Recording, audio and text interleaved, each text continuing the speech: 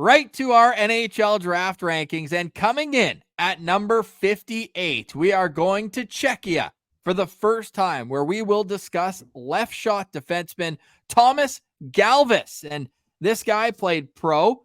He played World Juniors. He played U18s. He's been all over the map this season. And one thing you can say about him is this guy is smooth.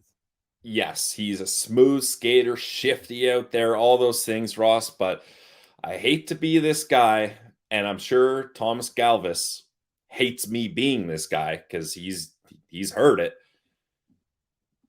This is an undersized player. I mean, my goodness, Ross. I think we've done hundreds of prospect profiles at this point. Probably we should add them up one day. I'm sure it's in the 300 range. This is our 5th year doing them. Yeah. I think Galvas is the smallest player we have ever profiled at 5'10", 148 pounds.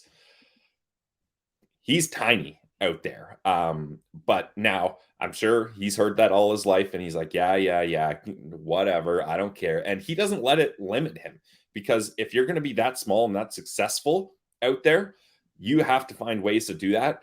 If you watch highlights of this guy, like I watched highlights of him in the Gretzky Holinka Cup, man, he's a little water bug out there. Yep. Lots of quick movement, impeccable edge work. Like, he's able to pivot and spin and stop on a dime. He has defenders going for a big hit and just whoop, like just a little dipsy doodle going around guys. Like, you have to give Galvas a lot of credit here. He has not let his size impact him. In fact, he's found ways to make it an advantage for him. And you would think a guy that's 5'10", 150 pounds, he's going to be stuck in the U18s, maybe U20 leagues at best.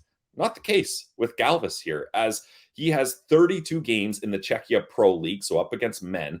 And he was so dominant in the U20 leagues that he only had 16 games there, and they bumped him up. So pretty impressive stuff from a small statured guy.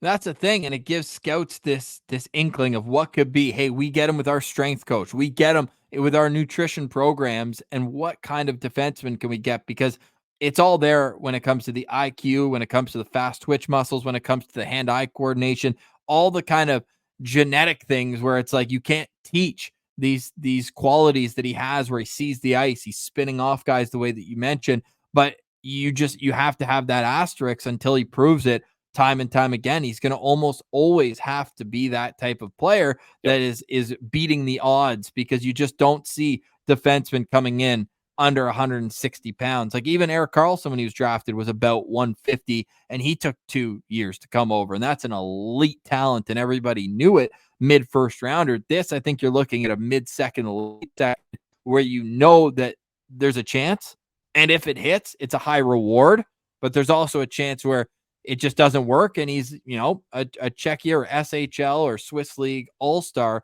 in the next 10 years. The rankings are all pretty close for him. Craig Button is the highest on him at 42.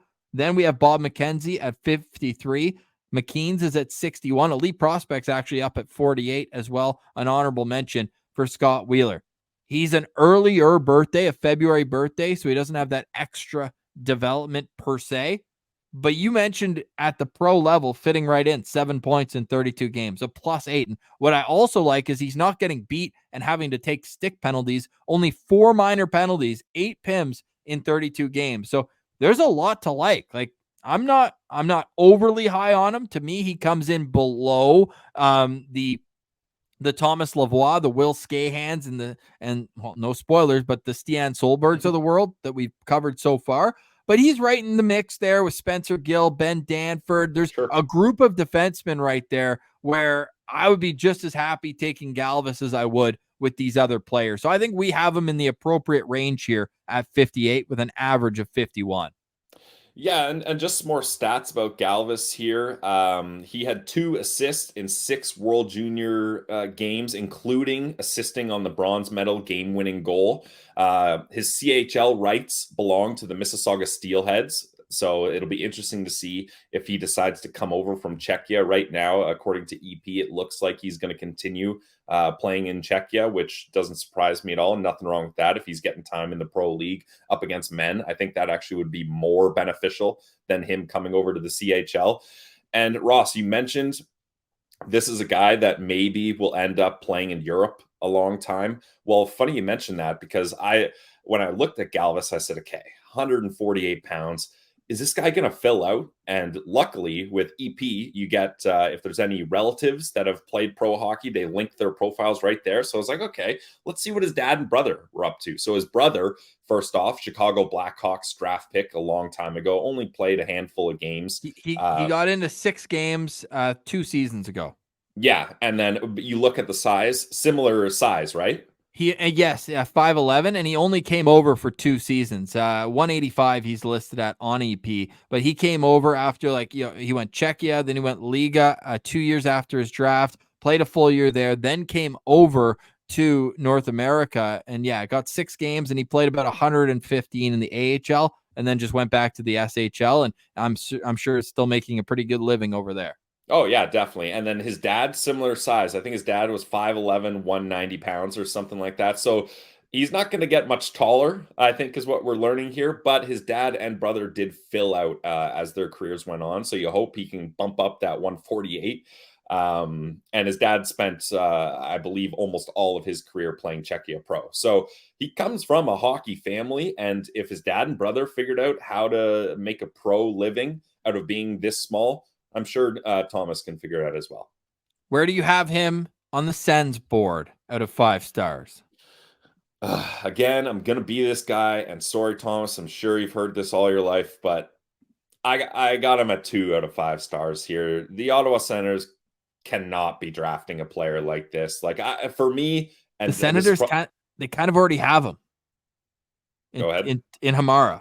Okay. Well, yeah. Okay. So that's a similar comparison. I put in my notes, Brandstrom is his ceiling, and Brandstrom's ceiling was supposed to be not Brandstrom 15 stories higher than where his ceiling is now. He's kind of in a little duplex Brandstrom ceiling, and it seems like he's capped out at 20 points, a nice two-way defenseman. But I just feel like Galvas, that's probably the best you're going to get with him in the NHL, and the Ottawa Senators cannot be using a second-round pick on an undersized defenseman. Now, that's not to say if this is the middle of July and your team just drafted Galvas and you're like, this Sens guy doesn't know what he's talking about. You're right. Most of the time I don't. But that's not to say you got a bad player. You should be disappointed. I think there's potential here. I gave him 2 stars because the Senators cannot be drafting a guy like this in that range.